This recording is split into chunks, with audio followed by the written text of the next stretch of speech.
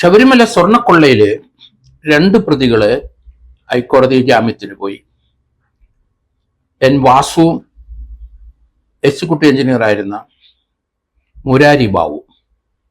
അവരുടെ വക്കീലിന്റെ വാദഗതി അവിടെ സ്വർണം പൂശിയതിനും അവിടെ പാളിയില് സ്വർണ്ണപ്പാളി പൊതിഞ്ഞതിനും തെളിവില്ല. അത് നമുക്കറിയാമല്ലോ, നേരത്തെ അതിന്റെ മാസ്റ്ററൊക്കെ കണ്ടെടുക്കാനൊക്കെ ബുദ്ധിമുട്ടിയിട്ടുണ്ട്, കണ്ടെടുത്തു എന്ന് പറയുന്നുണ്ട്. അത് അടിച്ചു മാറ്റി അതിനുശേഷമാണ് കൊള്ള തുടങ്ങിയത്. പക്ഷേ ആ വാദഗതി നല്ല വാദഗതി തന്നെയാണ്. കാരണം പൂശിയതിന് തെളിവില്ല, പിന്നെ എങ്ങനെയാണ് മോഷ്ടിക്കുന്നതെന്ന്.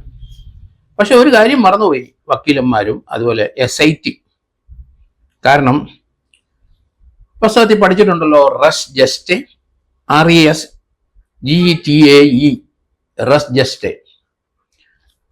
കാരണം ആ വിവരം കോടതിയുടെ അറിവിലുണ്ട്. കാരണം സ്വർണം പൂശുന്നതിന് മുമ്പ് അവിടെ 44 കിലോ 800 ഗ്രാം സ്വർണം അവിടെ വിജയമല്യ കൊണ്ടുവന്ന് പൂശുകയാണ്. അതിന് അനുമതി വേണം എന്ന് ഹൈക്കോടതി പറഞ്ഞിട്ടുണ്ട്, ഡിവിഷൻ ബെഞ്ചിൽ പറഞ്ഞിട്ടുണ്ട്. അങ്ങനെ പറഞ്ഞിട്ടുള്ള ഒരു വസ്തുത കോടതിയുടെ അനുവാദത്തോടു കൂടിയാണ് അടിച്ചിരിക്കുന്നത്. റെസ് ജുഡിക്കേറ്റ് ആണ്. അതുകൊണ്ട് അതിനി SIT തെളിവൊന്നും കോടതി ഹാജരാക്കണ്ട. ശബരിമലയില് 44 കിലോ 800 ഗ്രാം സ്വർണം കൊണ്ടുവന്ന് പൂശിയിട്ടുണ്ട്. അതിന് അനുമതി വാങ്ങിച്ചിട്ടുണ്ട്. ദേവസ്വം ബോർഡ് ബെഞ്ചിൽ നിന്ന് അനുമതി ചോദിച്ചു, അനുമതി കൊടുത്തു. പൂശിക്കഴിഞ്ഞിട്ട് ആ പൂശിയ വിവരത്തിനും ഹൈക്കോടതി ഡിവിഷൻ ബെഞ്ചിൽ റിപ്പോർട്ട് ചെയ്തിട്ടുണ്ടെന്നാണ് എനിക്ക് തോന്നുന്നത്. റെസ് ജസ്റ്റ് ആണ്. അപ്പം അത് റിപ്പോർട്ട് ചെയ്ത് കോടതി അത് അംഗീകരിച്ചു കഴിഞ്ഞപ്പോൾ റെസ് ജുഡിക്കേറ്റ് ആയി. അതുകൊണ്ട് ആ വാദഗതി ഒന്നും ചെലവാകില്ല എന്നാണ് ഞാൻ കരുതുന്നത്. നമുക്ക് ആ വാദഗതി എടുത്തിട്ടിരിക്കുന്നതുകൊണ്ട് എവിടൊക്കെ പൂശി അല്ലെ എവിടൊക്കെ സ്വർണ്ണപ്പാളി പൊതിഞ്ഞു എന്നുള്ള കാര്യം കൃത്യമായി SIT ഈ കുറ്റചാർജിനകത്ത് പറയണം. അതിനുള്ള കാരണം 1998-99 വിജയമല്യ 44 കിലോ 800 ഗ്രാം. പിന്നെ ഇടയ്ക്കൊക്കെ ചില വാർത്തകൾ വന്നു 33 കിലോയെ അവിടെ പൂശിയിട്ടുള്ളൂ, പൊതിഞ്ഞിട്ടുള്ളൂ എന്ന്. അതിനൊന്നും അർത്ഥമില്ല. കാരണം 44 കിലോ 800 ഗ്രാം വിജയമല്യ അവിടെ കൊണ്ടുവന്ന് കൊടുത്തിട്ടുണ്ട്. അത് അവിടെ പൂശിയോ പൂശാതിരിക്കുകയോ ചെയ്തത് അന്നത്തെ Devaswom board president, Devaswom board മെമ്പർമാര്, അതുമായിട്ട് ഉത്തരവാദപ്പെട്ടവരുടെ ചുമതലയാണ്. പൂശിയിട്ടുണ്ടോ ഇല്ലയോ, ബാക്കി എവിടെ. അപ്പൊ അതുകൊണ്ട് ആ ഒരു കാര്യത്തില് 98 കൃത്യമായി എത്ര കിലോ വന്നു എന്ന് SIT കണ്ടെത്തണം. കണ്ടെത്തിയിട്ടുണ്ടാവും. എത്ര കിലോ പൂശി കണ്ടെത്തിയിട്ടുണ്ടാവും. മിച്ചം എത്ര വന്നു, അത് ആര് കൊണ്ടുപോയി, അതിനകത്ത് വ്യക്തത വരണം. പിന്നെയുണ്ട്, നമുക്കറിയാമല്ലോ, അതിനുശേഷം 2009 അവിടെ വീണ്ടും സ്വർണം വന്നിട്ടുണ്ട്. അത് കന്നിമൂല ഗണപതിയുടെ അവിടെയും മാളികപ്പുറം ക്ഷേത്രത്തിലും നാഗരാജാവിന്റെ അവിടെയൊക്കെ സ്വർണം 2009 സ്വർണം വന്നിട്ടുണ്ട്, പൂശിയിട്ടുണ്ട്. അത് എത്ര കിലോ എന്ന് SIT കണ്ടെത്തണം. കൃത്യമായിട്ട് ഇതുപോലെയുള്ള കാര്യങ്ങൾ മുന്നോട്ട് കൊണ്ടുപോകണം. 2015 18-ാം പടി പഞ്ചലോഹം പൊതിഞ്ഞിട്ടുണ്ട്, അതിന്റെ വിവരങ്ങൾ വേണം. 2017 കൊടിമരത്തില് 9.25 കിലോ സ്വർണമാണ് പൊതിഞ്ഞിരിക്കുന്നത്. അത് 3.25 കോടി രൂപയുടെ ചെലവാണ് അന്ന് വന്നിരിക്കുന്നത്. അതൊക്കെ മറച്ചു വെക്കാൻ പറ്റുമോ? അതൊക്കെ ഇങ്ങനെ ലാഘവബുദ്ധിയോടെ തള്ളിക്കളയാൻ പറ്റുമോ? 2019 ശ്രീകോവിലില് മാർച്ച് 11 ശ്രീകോവിലിൽ പൊതിഞ്ഞിട്ടുണ്ട്, ശ്രീകോവിലിൽ സ്വർണം പൂശിയിട്ടുണ്ട്. ഇതെല്ലാം കണക്കുള്ളതാണ്. കണക്ക് മാത്രമല്ല, അതിനവിടുത്തെ മഹസറും അതുമായിട്ട് ബന്ധപ്പെട്ട റെക്കോർഡൊക്കെ അടിച്ചു മാറ്റിയിട്ടുണ്ടാവും. എന്നിട്ടല്ലേ കള്ളന്മാര് വോട്ടിക്കുന്നത്. അപ്പൊ അതുകൊണ്ട് അത് വിലപ്പോവില്ല. കാരണം വിജയമല്യ പൂശി എന്നുള്ള കാര്യത്തിൽ യാതൊരു തർക്കവുമില്ല. അത് ഹൈക്കോടതിയുടെ അനുമതി വാങ്ങിച്ച് ആ പൂശി കഴിഞ്ഞിട്ട് ഹൈക്കോടതി പൂശിയെന്നും അതിന്റെ വിവരങ്ങളൊക്കെ കൊടുത്തിട്ടുണ്ട്. 60ഓളം ജോലിക്കാരുണ്ടായിരുന്നു. 3-4 മാസം അവര് ശബരിമല അവിടെ കിടന്ന് ജോലി ചെയ്തതാണ്. അന്നൊന്നും പൂശാനൊന്നും വെളിയിലോട്ട് കൊണ്ടുപോകേണ്ട ആവശ്യമില്ലല്ലോ. അപ്പൊ അതുകൊണ്ട് ഇപ്പോഴത്തെ കൊണ്ടുപോക്കിന് ദുരുദ്ദേശം തന്നെ. എന്തിനാണ് കൊണ്ടുപോകുന്നത്?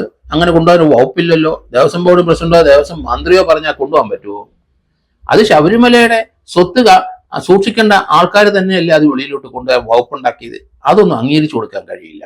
അതുകൊണ്ട് SIT ആ കാര്യത്തിലൊന്നും പേടിക്കേണ്ട ആവശ്യമില്ല. ശബരിമലയിൽ 44 കിലോ വന്നെന്നുള്ളതിന് മഹസറൊന്നും തപ്പി കിട്ടിയില്ലേലും കുഴപ്പമില്ല. അത് ഹൈക്കോടതിയിലോട്ട് സാധനം ചെന്നിട്ടുണ്ട്, അനുമതി വാങ്ങിച്ചിട്ടുണ്ട്. ഇതുപോലെ എല്ലാ കാര്യത്തിനും കൃത്യമായ പൂശിയവരും അവരും ഒക്കെ രംഗത്തുണ്ടല്ലോ. അവർ പലരും ജീവിച്ചിരിപ്പുണ്ട്. അവരെല്ലാം സാക്ഷിയാക്കണം. കൃത്യമായ എവിഡൻസ് കോടതി അതിനകത്ത് കൊടുക്കണം. അതുകൊണ്ട് അവിടെ പൂശേന്റെ മഹസറൊന്നും കിട്ടിയില്ലെങ്കിലും കുഴപ്പമില്ല. അത് പോലീസിനും നാട്ടുകാർക്കും പൊതുജനങ്ങൾക്കും ഒക്കെ അതിനകത്ത് അടിച്ചു മാറ്റിയിട്ടില്ല, കൃത്യമാണ് എന്ന് അറിയിക്കാൻ വേണ്ടിയുള്ള കാര്യമാണ് മഹസർ. അല്ലെ, മഹസറില്ലെങ്കിലും കുഴപ്പമൊന്നുമില്ല. അവിടെ സ്വർണം കൊണ്ടുവന്നിട്ടുണ്ടോ, ആര് കൊണ്ടുവന്നു, അതിന് തെളിവുണ്ട്. അതിന്റെ ആ കൊണ്ടുവന്ന ആളും അഡ്രസ്സും, എത്ര കിലോ കൊണ്ടുവന്നു, എത്ര കിലോ പൂശി, ബാക്കി എത്ര, അതിനൊക്കെ കണക്കുണ്ടല്ലോ. ആ കണക്കൊക്കെ ഹൈക്കോടതി വന്നിട്ടുണ്ടല്ലോ. അപ്പൊ അത് മതി. അതിനകത്ത് മോഷിച്ച അന്നത്തെ പ്രസിഡന്റും അന്നത്തെ ദേവസ്വം ബോർഡ് അംഗങ്ങളെ പ്രതിയാക്കണം, ജീവിച്ചിരിപ്പുണ്ടെങ്കിൽ. പ്രതിയാക്കിയില്ലേ കഴിയുള്ളൂ.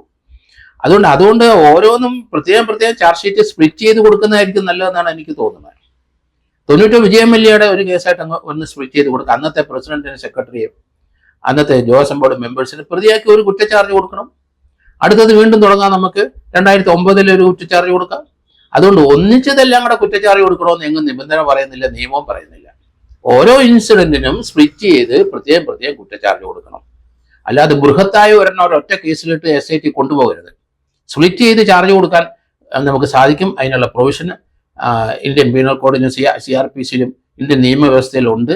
സ്പ്ലിറ്റ് ചെയ്തൊരു 100 എണ്ണം. കള്ളനോട്ട് കേസ് എങ്ങനെയാണ് കൊടുക്കുന്നത്? കള്ളനോട്ട് പല സ്ഥലത്ത് വെച്ച് അടിക്കും. ആ കേസിനെ സ്പ്ലിറ്റ് ചെയ്തല്ലേ ചാർജ് കൊടുക്കുന്നത്. അപ്പൊ കൗണ്ടർ ഫീറ്റ് ഒക്കെ അങ്ങനെയാണ് ചാർജ് കൊടുക്കുന്നത്. അതൊക്കെ പണ്ട് ചാർജ് അങ്ങനെയാണ്. ഇപ്പൊ അത് ആരും ശീലിച്ചിട്ടില്ല, അറിഞ്ഞുപോവാ.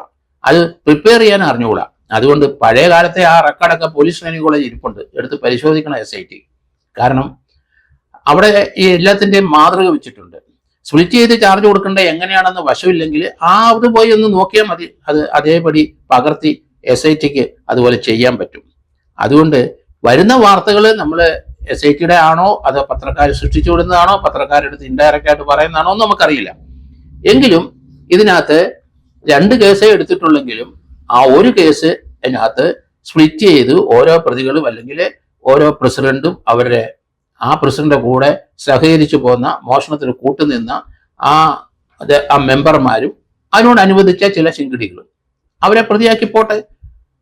അങ്ങനെ സ്പ്ലിറ്റ് ചെയ്ത് ഓരോ ഇൻസിഡന്റും ചാർജ് കൊടുക്കണം, ഒന്നിച്ചു കൊടുക്കരുത്. കാരണം ഓരോ സ്പ്ലിറ്റ് ചാർജിനും പ്രത്യേകം ശിക്ഷ വാങ്ങിച്ചു കൊടുക്കണം. അതുകൊണ്ടാണ് ഞാൻ പറയുന്നത് 1998 ഒരു ചാർജ് കൊടുക്കാം, 2009 ഒരു ചാർജ് കൊടുക്കാം, 2015 ഒരു ചാർജ് കൊടുക്കാം, 2017 ഒരു ചാർജ് കൊടുക്കാം, 2019 ഒരു ചാർജ്. അപ്പൊ 4-5 ചാർജായി, കുറ്റച്ചാർജായി. ഇനിയുണ്ടല്ലോ ഓരോരോ പ്രസിഡന്റും മെമ്പർമാരും വരുന്നത്. അതൊക്കെ സെപ്പറേറ്റ് ആയിട്ട് സ്പ്ലിറ്റ് ചെയ്ത് ഒരു 10-16 ചാർജ് ഷീറ്റ് എങ്കിലും കൊടുക്കേണ്ടി വരും എന്നാണ് ഞാൻ കരുതുന്നത്.